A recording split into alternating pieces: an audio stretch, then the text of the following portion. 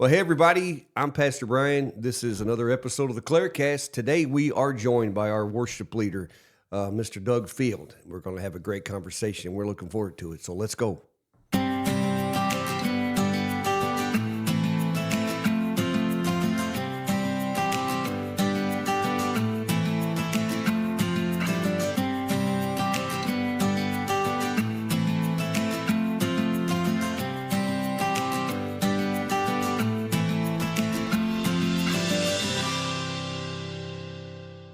Doug Field, how long have I known you?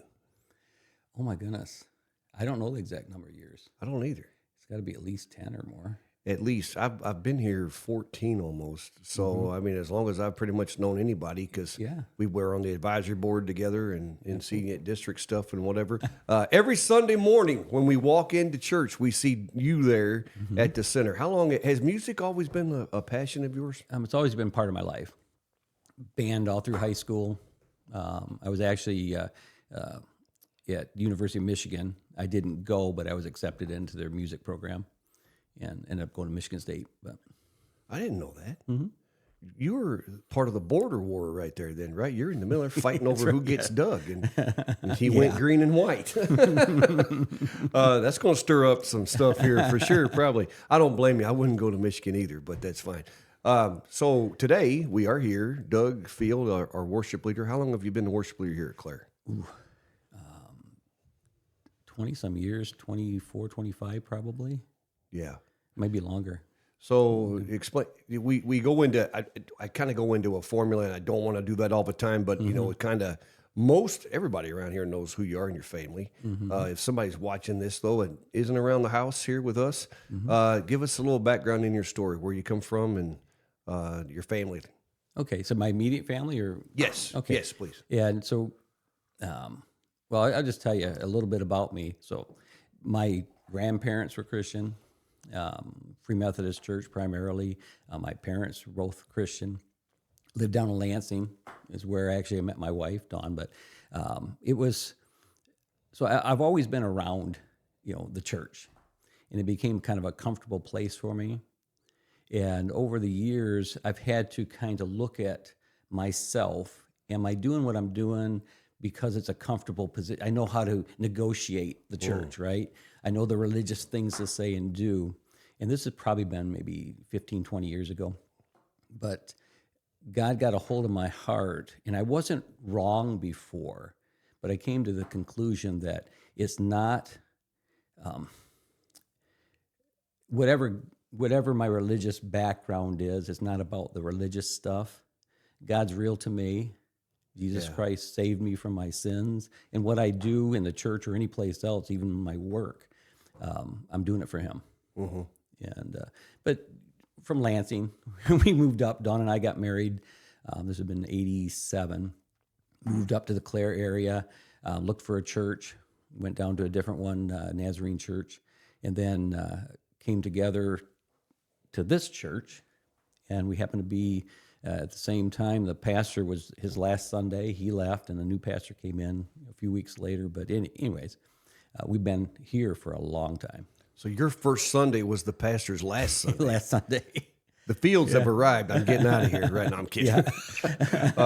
That's kind of the timing of that. Who knew, right? Only, Did you walked in, because you've told me this before. Yeah. What was the feeling like when you first, that's back when the church was just the kids' chapel. Oh, yeah. That's what we have now, right? Right? Yeah. How are you're walking in, you're feeling, when did you know you were home? That's what's really funny. We went to a different church the week before. So when we came here, there was very few families, but everybody was just so nice. And the only other couple that was our age at all or close, there's just one couple, and it just felt right. I had several people invite us over to lunch after church. That's always good. And we both left and said, "Yep, we'll come back." And it always felt like home after that first Sunday. Anytime people are willing to spend time with you, you know you're in the right place. But it just felt right. Yeah. And so then you became, so how long before they say, "Hey, Doug, you look like you can sing," or were you humming, in the hallway, and they thought, "Oh, this guy's got a great voice"? Or how did that materialize to where you're at now? So the way it all started, the very first couple weeks, they asked if we did anything, right? And I play saxophone. I didn't play guitar at the time. I played saxophone, and we sang some. So they had, I did a couple specials, Oh, okay. right? And so that's kind of where the music thing started. And then we had a worship leader before me that we got Lou Gehrig's disease. So he started to fail, and they were looking for somebody that would step in, and they asked me. And so it started out just Sunday nights. And Okay. the hardest thing about it wasn't, I was learning how to play guitar at the time. Actually, he was training me, or teaching me a little bit. And I did that just to increase the tempo of the song. Sunday night, we had a piano player. She was a great lady, but everything was all slow. Yeah. Yeah. So I played guitar to pick up the pace a little bit. But anyways, so when he finally passed, it just kind of got passed to me because I was willing to do it. God sent you here at the right time. Yeah. You know, for sure. Tell us about your family. Okay, so my wife's name is Dawn, and we have 5 kids. So it's Corey, Christopher, Courtney, Caitlin, and CJ. So all C names. So that makes it easy, unless I'm talking to them. I can't get their names out. How many times has that ever happened to a parent? Yeah. Yeah. And so Dawn and I have been married, since 87. Yeah. See, that's how Bruce did me. He just said what year he got married. I'm like, how long have you been married? Well, we got married in whatever. I didn't add it up. 87 is that many years, right? Yes. Almost, you're going on 40. Yeah. Be 40 next year, right? Yeah, I think so. Yeah. Yeah. And that makes me feel old because I graduated high school in 86. So never mind. We're going down the road I don't want to go down right now, right?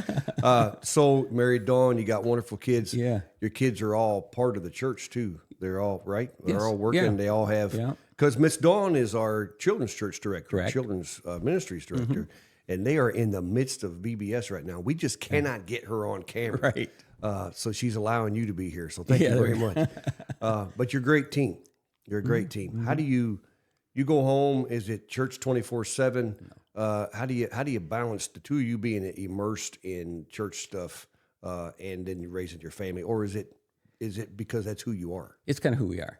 Yeah. And now Dawn's a lot more involved because she's always working for the next Sunday school class and that type of thing. Mine's a little easier in that I have a list of 700 songs, right? Plus new ones that I'm adding, right? And so I can kind of go through and pick it. But she has to kind of develop the Sunday school program and a lot of the curriculum, particularly with VBS.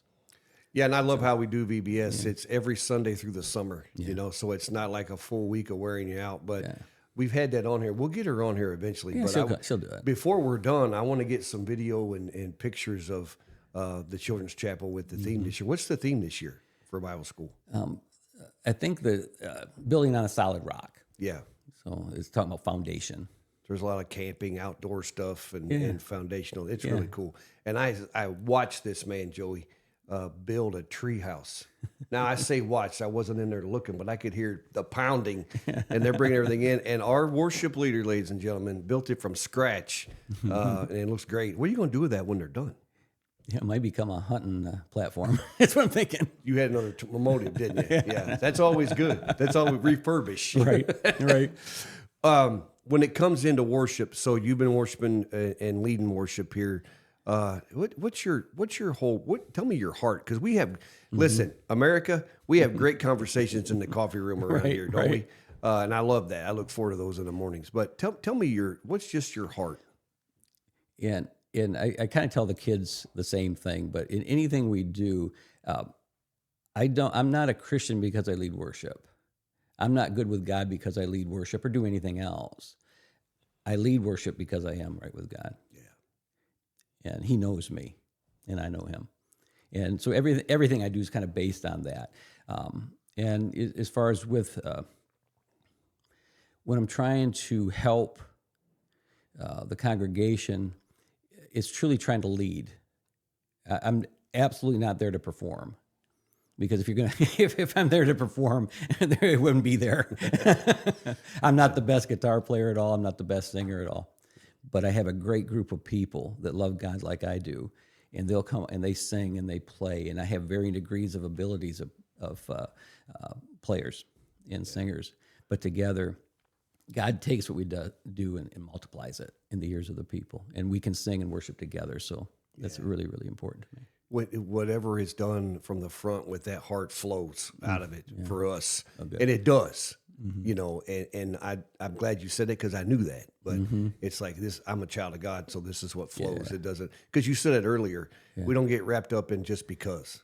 You know. So let's talk about. You remember, you know, when styles were starting to kind of the winds of change in the church back whenever I don't know, within the '70s, I guess, when the Jesus movement happened and then music started changing. I think for the good. I don't think we should be pigeonholed. But what's you're not a style guy. You're tell me when you're looking for songs for us to sing as a church. What are you looking for? So first thing I hear is the music portion of it. So how it's played, do I like how it feels, the flow, the chord change, whatever it is.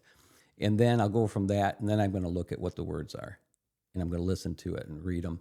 It has to be doctrinally correct. It doesn't have to. Every song doesn't have to be a meaningful, you know, a blockbuster type song, you know. But it can't be incorrect because people will take the songs we're singing, they'll internalize them, and they'll sing them. They won't maybe remember what the pastor said that Sunday, but they might remember that particular song. For sure. And it's got to be right. It can't be doctrinally incorrect or theologically wrong. Yeah. And so, but the music hits me first. Yeah. And I'm pretty open. Most styles, you know, I like hymns. I was raised with hymns through the church. I was also raised, I graduated in '79, so, you know, the rock and the disco, all that stuff was going on at the same time. But so I'm not stuck in a particular style, and which I think is good. But I like hymns. We sing hymns here. We also sing some contemporary stuff. But again, I always go through it. I don't want the statement being made, the song to be incorrect. Which is so important because there's a lot of bad theology in some songs anymore. I might run it down. It's weird. The older I get, the more I lean just toward whatever I feel like God's speaking to me. It doesn't have to be a certain thing, right? But I know if it's not correct theologically, and I'm glad, right? Aren't you glad for that knowledge? You know, you're not leading us in something that's bad. You know, like so when we're doing that, what's your take on how do you?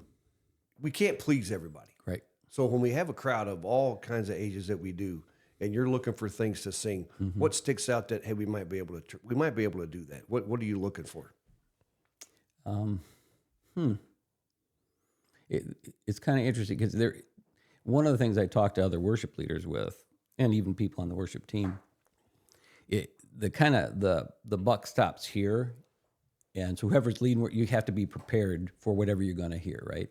Most people are pleased with what's going on, but I'll hear, well, this is too loud, too soft, too fast, too slow, that type of thing. So I really am, we're looking for new songs, a lot of times they'll come off, somebody on the worship team will say, hey, I heard this on the radio, or I heard it that way. And then we'll just look at it and see if it's something that's going to fit. Some songs that you hear are really good to listen to and be part of, but it's not so much a congregational song. Yeah. That's something I use. So I'll look in a lot of different parts of it and see how it's going to work with us. That's a good point. Every song can't be sung as a congregational song. Some of them are just what they are, right? Yeah. And I like the ones that sing to God. Right. Yes, I want to sing about him too, which is great. But man, if we're worshiping, let's sing to him, right? Yes. What does it do to your heart on a given Sunday when you are singing and you just look across the congregation and you see people just giving it to God at that moment? It's there's nothing more exciting or fun to be part of. And because we don't generate on purpose. I don't try to get up there and say, okay, I'll stand now, clap your hands now, put your hand up now. I don't do that. I let people just worship the way they do. But I want to give them an opportunity to express however they want to express. But when we sang How Great Thou Art, which is kind of an anthem type song here. And we start playing the beginning intro of it. You can see the antsiness in the people if I have them sitting down, and then they start popping up. Yeah. It's all just natural what they feel. And man, it just makes you feel good. It just makes you feel good to be part of it. Yeah. As soon as you start, you're like, well, don't get used to your seat here, pal. It's going to happen, right? Yeah. And that's everybody just responding to that. Because you said it, worship's not a performance. When did that happen? How did that get ingrained in some places, I wonder?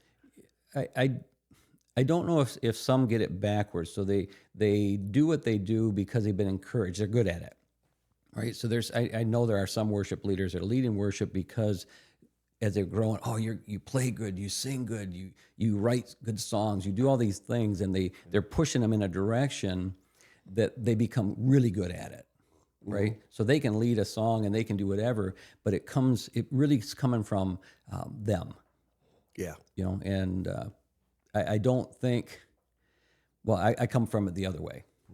I just don't believe that it's not about me. It's not about me. And if it was, I wouldn't be doing it. Right. Right. Right.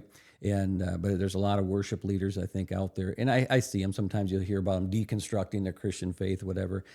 They got good at what they were. They got good at negotiating the Christian religious structure. And, Yeah. And it's kind of sad, but. And that circles back to what you started with. Once you start doing something, then you become known as that. Yeah. You're not Doug Field worship leader.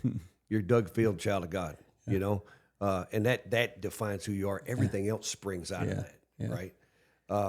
What do you say to the worship leader that's just kind of standing up there on Sundays and kind of struggling, and there's not a lot of what's the process in? I don't want to call it a process because it's a lifestyle. Yeah. How do you handle dry times? Let's say it like that. It is as far as how you feel about yourself, or how you feel that the worship singing time goes. Yeah. Okay. Yeah. It's interesting because we had a time of growth here. We went from 30 when we first came, and we were up to 700. We built a new building and all this, and it was a lot of fun to be part of.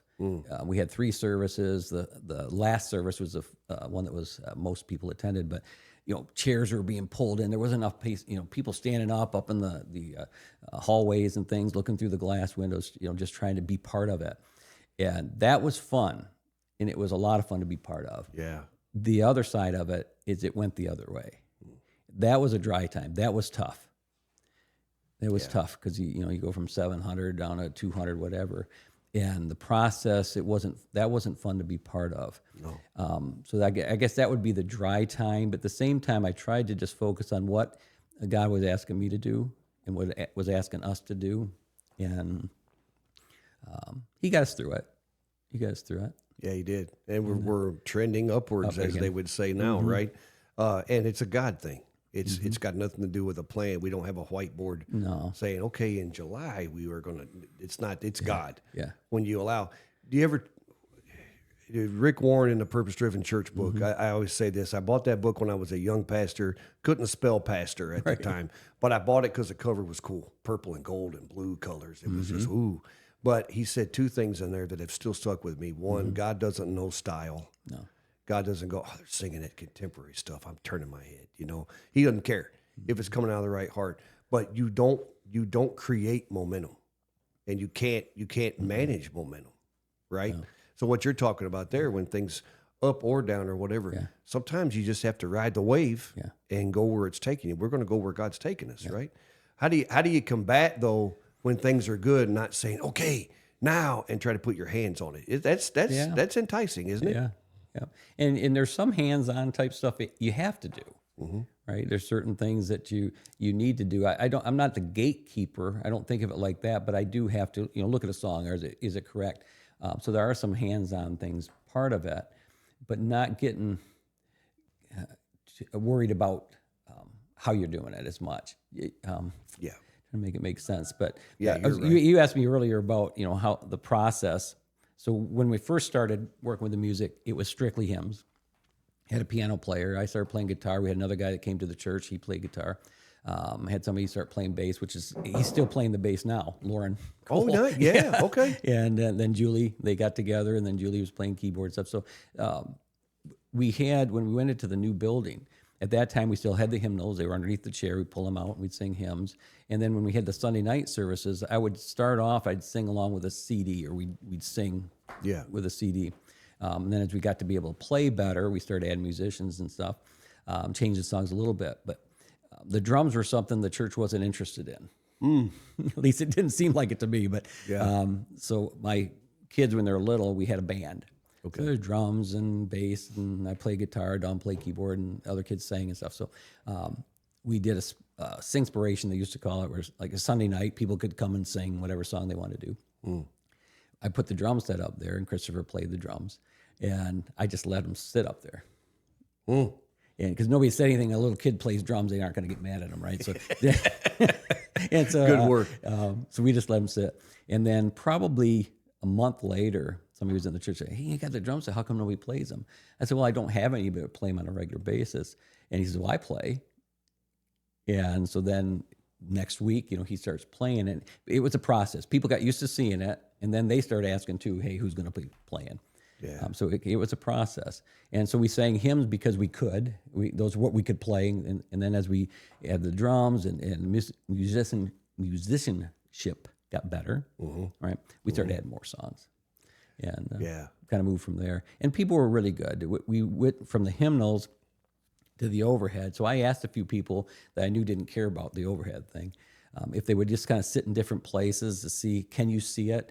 And then I also told them, we're still going to do hymns, but you're going to have, it'll be on the overhead. The hymnal's still underneath the chair, and the hymn number is going to be on the screen. And so he could see that, pull it out. Yeah. So it was a process. Yeah. Yeah.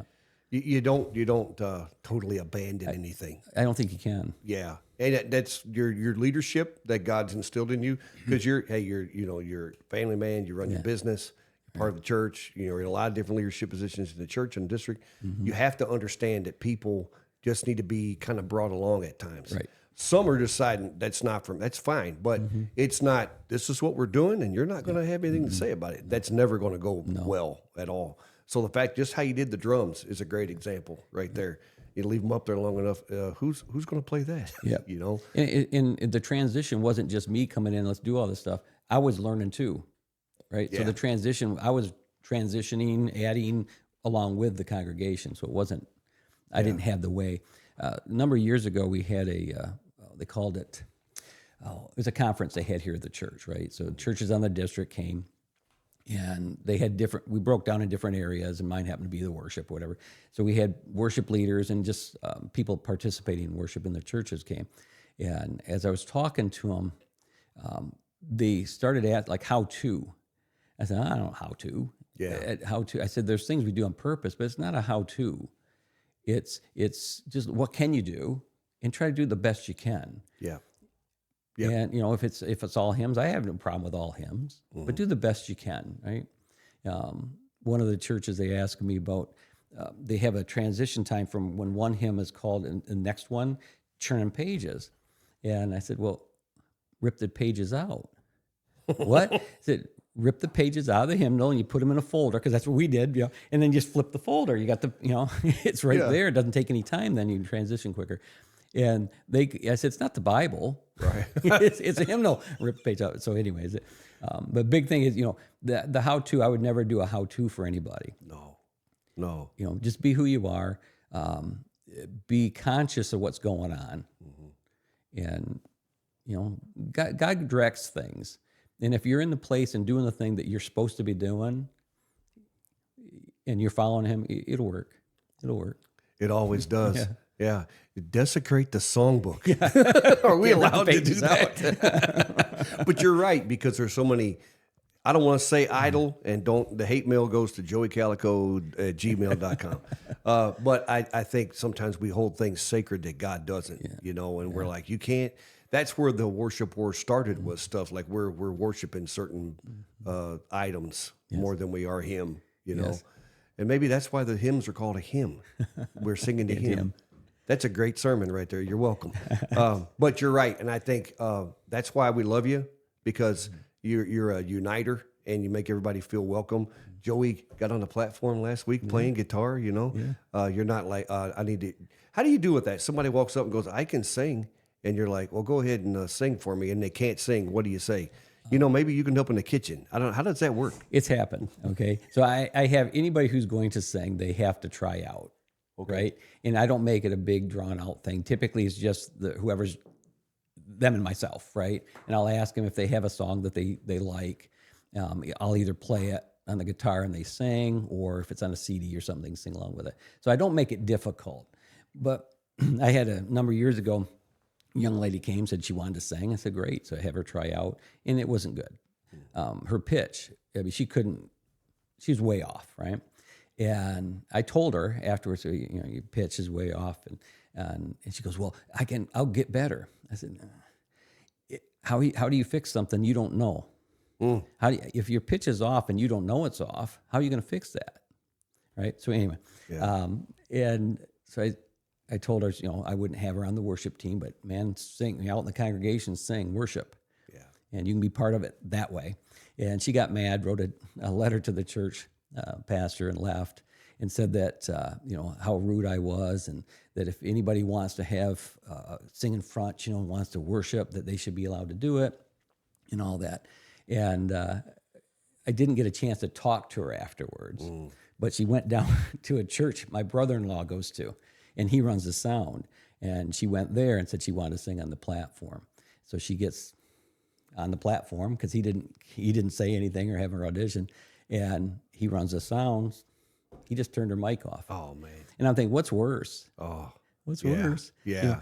I believe everybody should worship, sing, and I'm to never tell anybody don't sing, but I don't have to give you a microphone.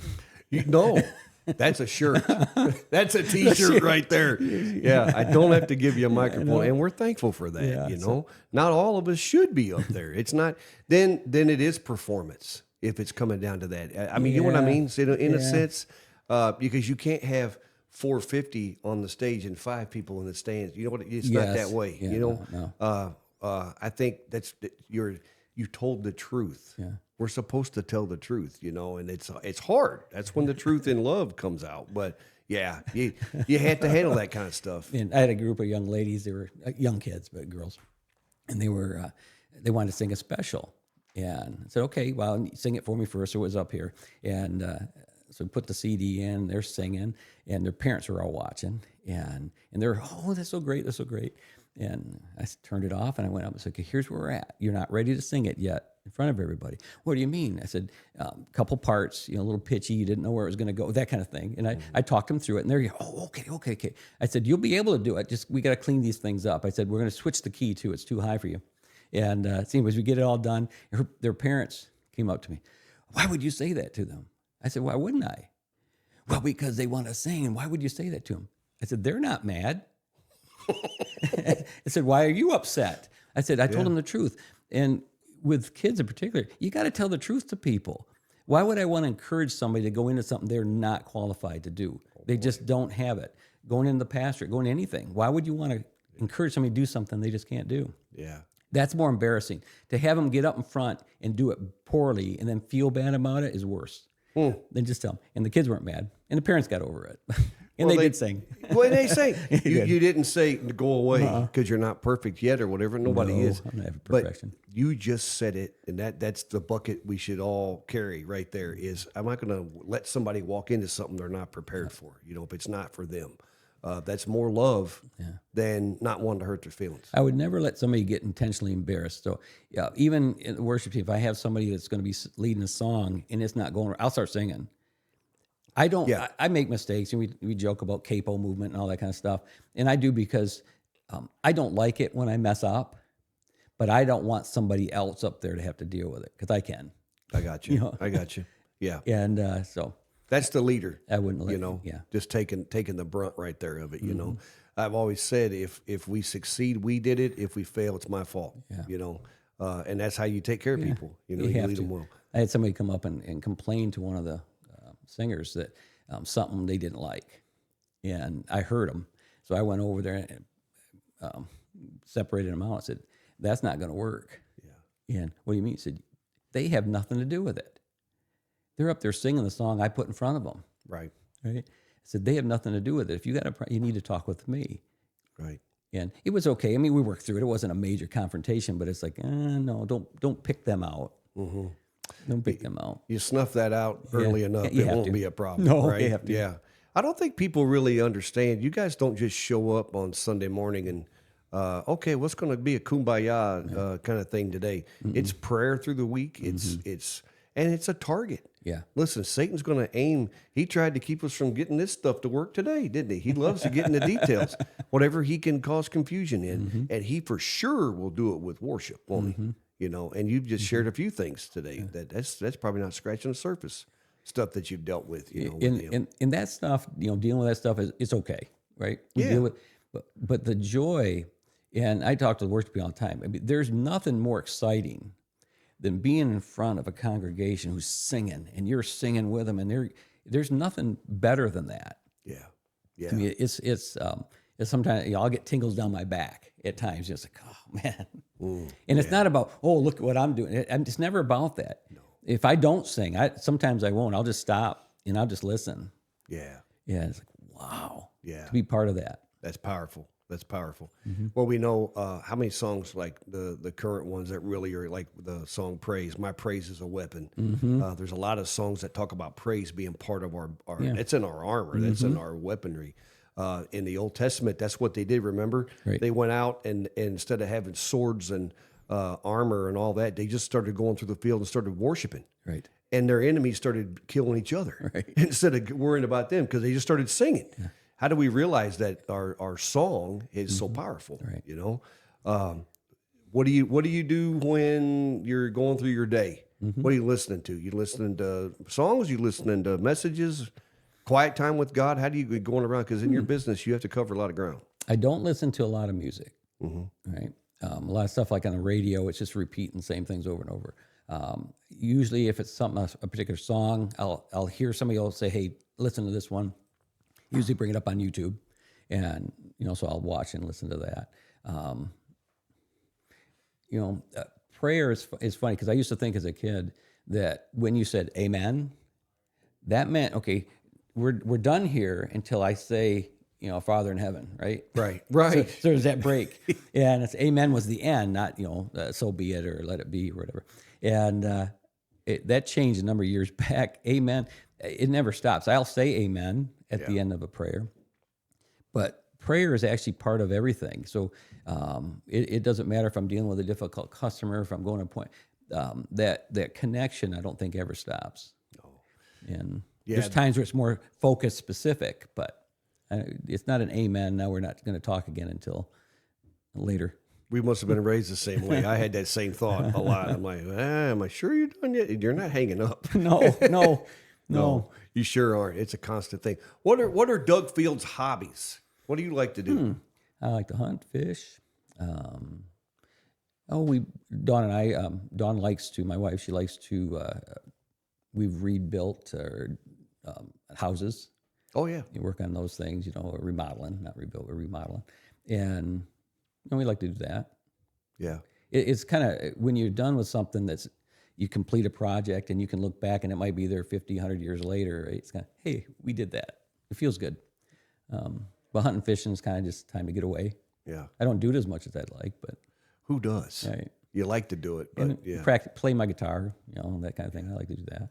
Yeah, and by the way, can we open that invitation to a guitar class? You want to talk about that? Well, yeah. So what it is, it started with a couple people that just want to know, hey, would I help them get started on guitar? So they've been now doing it for probably a year and a half, 2 years, but it's opened up to anybody. So we actually have a class. It's after we finish singing the second service. It's in a classroom behind the sound booth.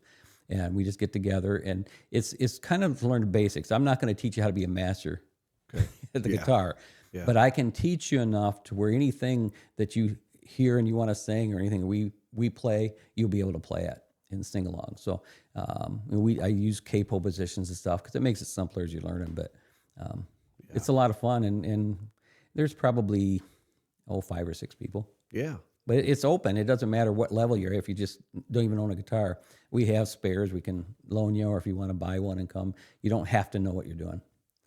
Good, because that's a class. If I knew what I was doing, I wouldn't have to show up. Yeah. I wish I could come because I played guitar a little bit in school. We did a 6-week interest center, and I could chord. I don't even know what the song was, but I felt like hey, I'm Merle Haggard up here, picking away. But I forgot everything. So thank you for doing it. That's good. I'm sure people are. You've got some people in there that are really coming along. Too, aren't you? Oh yeah. Yeah. So thanks for being here. This has been great. I appreciate your time and sharing. So I always close when I ask, what is God telling you right now? Where are you and God at? It's interesting because my relationship with God is very good, right? But as far as there's some I'm getting older, right? I'm turning 65. I had to go on Medicare. I'm actually going to start taking Social Security. So there's changes in that. So with where we're going, as far as with the church and with music. I'm not going to be doing it forever, and I know that. And what's been kind of fun is we've had people come along that are part of the team now that I think at this point, I can step back. I think a couple months ago now, they gave me a field day, right? They gave me a day off. Yeah. And we were here, and the group was leading worship. What was fun with that, it was difficult because I wasn't used to sitting down and watching it. But I got pleasure out of the fact that I was part of the individual lives up there that were playing and singing. In some ways, it helped give them the opportunity in the first place. So it was fun that way, Sure. So anyway, where we're going, I'm not sure exactly. So that's figuring out where I need to be. Yeah. Well, we're glad you're where you are, aren't we, Joe? We are in great hands. Thank you. We hadn't been here a long time, and Reagan, Reagan loves to sing and stuff. And you're like, the process you described and the kindness you show other people, it was shown to her. You let her come up there, and then even she sang a special that Sunday.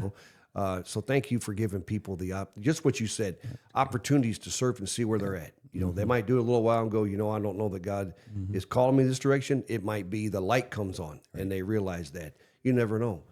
But giving them the opportunity is fantastic. Yeah. We thank you and Dawn for who you are to the church, what you have been for a long time. And from now on, until God says otherwise, right? For sure. Right. So, yes, sir. Thank you. Thanks for being here today, Doug. You. Appreciate you. Hi there. Thank you so much for tuning in to the ClareCast podcast. My name is Brianna, and we have our weekly announcements. First up, we've got our cruise-in happening on August 11th, Tuesday night from 5 to 8. Go ahead and bring in your classic car, and we'll have a good time. And then next, we've got on Wednesday nights, we've got pickleball, and that's from 5:30 to 8, located over in the Family Life Center over at CCN. Also on Wednesday nights, we have a prayer night at 6:30, and that's at L number 1. Next up, we have a couple of announcements for Salt and Pepper. First, we've got our bus trip that's coming up in Frankenmuth. Go ahead and call the office to sign up. It's $60, and that's happening on September 11th. And then also our next meeting for Salt and Pepper we have on August 21st from 10 a.m. to noon. We have Charlene Fair pass the baton, and all ladies are welcome. Next up, we also have our 5th annual Car and Craft Show happening September 19th. And that's going to be placed from here at the church from 10 to 3.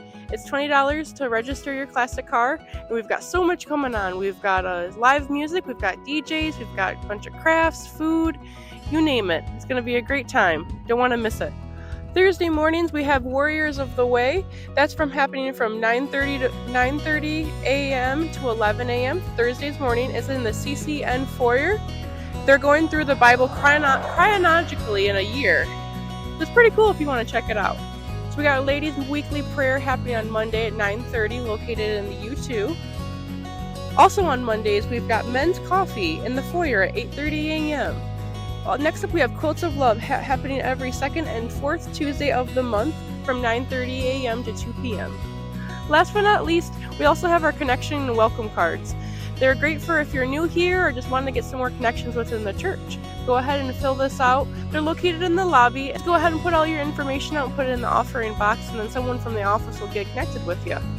Thank you so much for tuning in to the ClareCast podcast. Those are all our weekly announcements. My name is Brianna, and thank you so much. God bless.